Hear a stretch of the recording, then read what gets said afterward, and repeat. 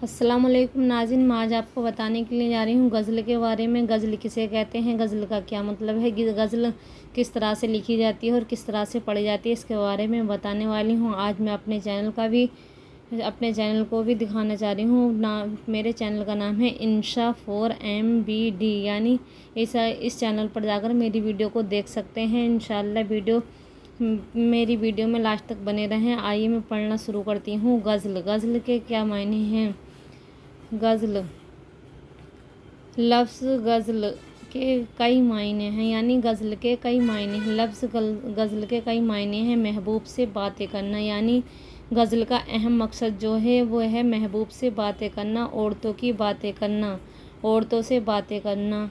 इसका मेन मकसद गज़ल का यही शायरों ने बताया है। इससे मालूम हुआ कि बुनियादी तौर पर गज़ल इश्किया बातें बयान की जाती हैं, यानी गज़ल जो हो उस पर आशिकी या इश्क के तौर पर बातें बयान की जाती हैं। लेकिन आहिस्ता आहिस्ता गज़ल में इस तरह के मज़ामीन भी दाखिल होते गए, यानी जब गज़ल को लिखना शुरू किया तो धीरे धीरे उसमें ऐसे मज़ामीन भी शामिल हो चुके या होने लगे। और आज ये कहा जा सकता है कि गज़ल में तकरीबन हर तरह की बातें बयान हो सकती हैं, यानी गज़ल ज़रूरी नहीं कि इश्किया तौर पर ही गज़ल को लिखा जाए या औरतों की बातों से ही रिलेटेड बातों को बताया जाए, गज़ल के अंदर लिखा जाए, ऐसा कुछ नहीं है। आज भी इस तरह के बयान में बहुत सारी तब्दीलियाँ इस गज़ल में दिखाई गई हैं और कर भी सकते हैं।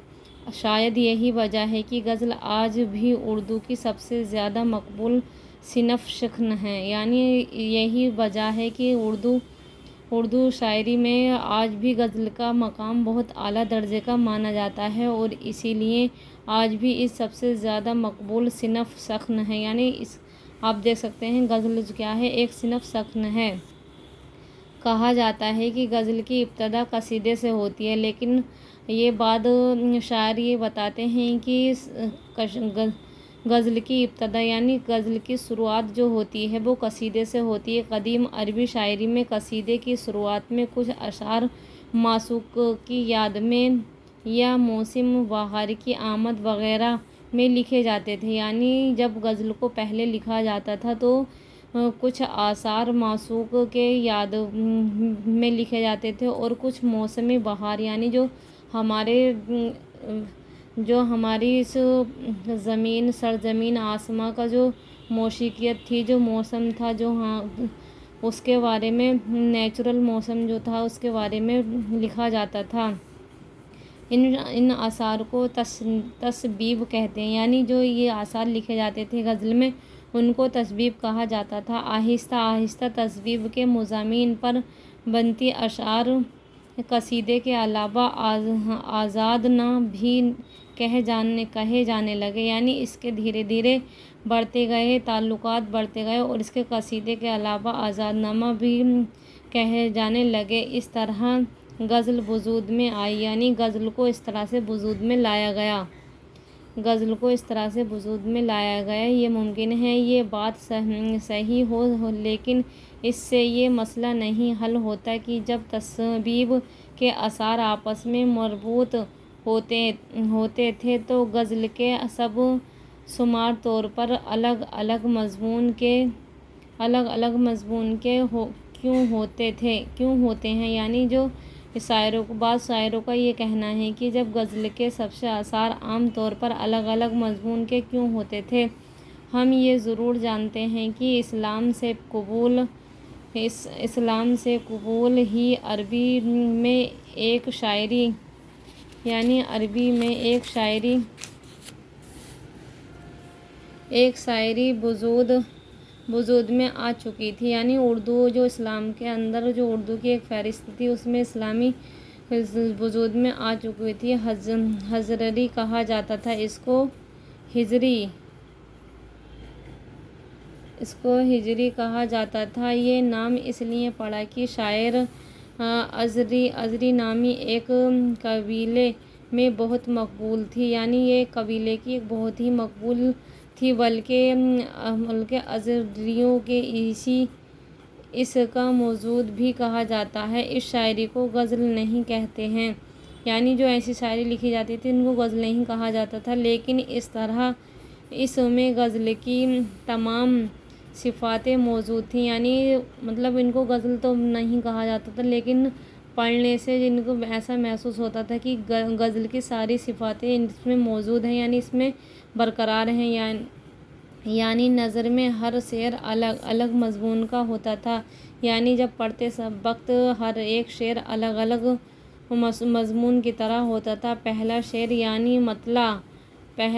یعنی مطلع ہم قافیہ ہوتا تھا، اور ہر نظم میں پاکیزہ محبت کے درد بھرے تنہائی اور درد مندی کی باتیں بیان ہوتی ہیں، یعنی جو غزل کے اندر جو باتیں لکھی جاتی ہیں وہ زیادہ تر تنہائی اور درد مندی کی باتیں بیان کی جاتی تھیں۔ اب بھی یہی باقی ہے، یعنی اب بھی اس طرح غزلوں میں یہ موجود ہے، اور یہ بہت ہی اچھے طرح سے پایا جاتا ہے، جس سے کہ ہم کہہ سکتے ہیں کہ امپورٹنٹ غزل کا امپورٹنٹ الفاظ مانے جاتے ہیں۔ غزل کی شاعری میں الگ الگ مضمون بیان کرنے کی رسم کو بعض لوگوں نے بہت کڑی نکتہ چینی کی نگاہ سے دیکھا ہے، یعنی بہت سے شاعروں نے غزل نگاری کو بہت ہی چینی کی نگاہ سے دیکھا ہے۔ بعض لوگوں نے جواب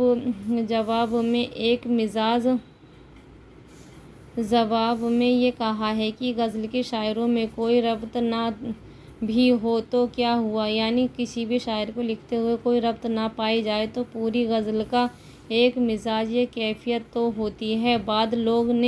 بعض لوگوں نے یہ بھی کہا کہ غزل میں مربوط مضامین بیان کرنے کی بھی گنجائش ہے، یعنی بعض شاعروں نے یہ بھی کہا کہ اس میں مضمون اور مربوط مضامین بیان کرنے کی بھی گنجائش باقی رہ جاتی ہے، یعنی شاعر اگر چاہیں تو پوری غزل میں ایک ہی بات کو پھیلا کر کہے، اس کو غزل مسلسل کہتے ہیں، یعنی جس غزل میں شاعر ایک ہی بات کو بہت پھیلا کر بیان کرے یا مضمون یا کرے تو اسے مفصل کہتے ہیں۔ یا شاعر اگر چاہے تو غزل کے اندر قطع ڈال دیتے ہیں جس کے اشعار مربوط ہوتے ہیں۔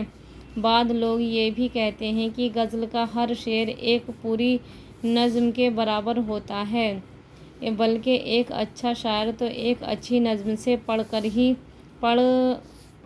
بڑھ بھی جاتا ہے، یعنی جو ایک اچھا شاعر ہوتا ہے وہ ایک نظم سے ہی آگے بڑھ جاتا ہے۔ غزل کی مخالفت میں جو باتیں کہی جاتی ہیں وہ غیر ضروری ہیں، یعنی جو غزل کے بارے میں جو باتیں کہی جاتی ہیں وہ غیر ضروری مانی جاتی ہیں، کیونکہ یہ بات کسی طرح ثابت نہیں ہے کہ غزل کے اشعار کا الگ الگ ہونا کوئی خرابی ہے۔ بات یہ ہے کہ نظم کے اصولوں کو غزل پر استعمال کرنا مناسب ہے۔ ہر صنعت کے اپنے آداب ہوتے ہیں، کسی ایک صنف کے آداب کو دوسری صنعت کے لیے ضروری نہیں سمجھنا چاہیے، اور اگر ایسا کیا ہی جائے تو ہمیں یہ کہنے سے کون روک سکتا ہے کہ چونکہ نظم میں غزل کی طرح الگ الگ شعر بھی نہیں ہوتے، اس لیے نظم کمتر صنف شکن ہے۔ سچی بات یہ ہے کہ غزل تمام دنیا کی شاعری میں لسانی اور سب سے زیادہ لچک دار صنف شکن ہے۔ دنیا کی شاعری میں کسی ایسی صنف کو موجود نہیں جس میں غزل کی مانند بحر اور ردیف و قافیہ کی حضرت ہو، لیکن ہر شعر اپنا الگ وجود بھی رکھتا ہے۔ غزل کی یہ صفت نہایت قیمتی ہے۔ جیسا کہ ہم اوپر دیکھ چکے ہیں کہ غزل کی ابتدا عربی شاعری کے اثر سے ہوئی ہے، اور فارسی شاعروں نے غزل کو واقعی غزل بنایا گیا ہو۔ صدی کے آتے ہی غزل ایک مشہور و مضبوط صنف شکن بن گئی۔ فارسی کے ذریعے یہ کئی زبانوں تک پہنچی، جس میں ترکی اور اردو سب سے زیادہ اہم ہے۔ 19ویں صدی کے بعد جرمن شاعروں نے بھی اسے قبول کیا اور والہ ذیل کے نام سے کئی بڑے شاعروں نے مقبول ہوئی، اور آج کل ہندوستان کی کئی زبانوں میں بھی غزل لکھی جا رہی ہے۔ اس طرح غزل میں مضامین کی قید نہیں ہے، اسی طرح اشعار کی تعداد بھی مقرر نہیں۔ عام طور پر 5 سے 19 اشعار تک کی غزلیں ہوتی ہیں، لیکن کئی غزلوں میں 19 سے زیادہ اشعار بھی ملتے ہیں۔ کبھی کبھی ایک ہی بحر پر ردیف قافیے میں شاعر ایک سے زیادہ غزلیں کہہ دیتا ہے۔ اس کو دو غزلہ یا 6 غزلہ و 4 غزلہ وغیرہ کہا جاتا ہے۔ غزل کا پہلا شعر مطلع کہلاتا ہے۔ اس کے دونوں مشرے ہم قافیہ ہوتے ہیں۔ مطلع کے بعد مطلع ہو سکتا ہے۔ اس طرح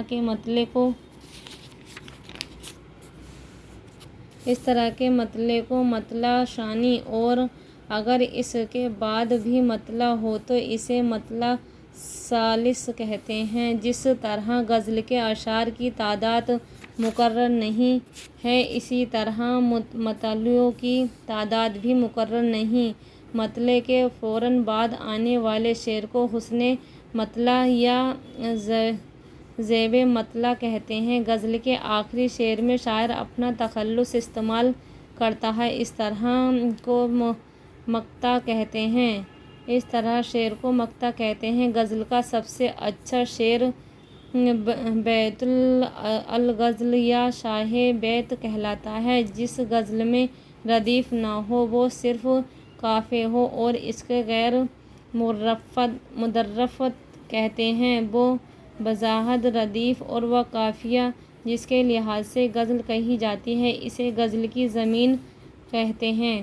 انشاءاللہ اگر یہ ویڈیو آپ کو پسند آیا ہو تو اس ویڈیو کو زیادہ سے زیادہ شیئر کریں، کمنٹ کریں۔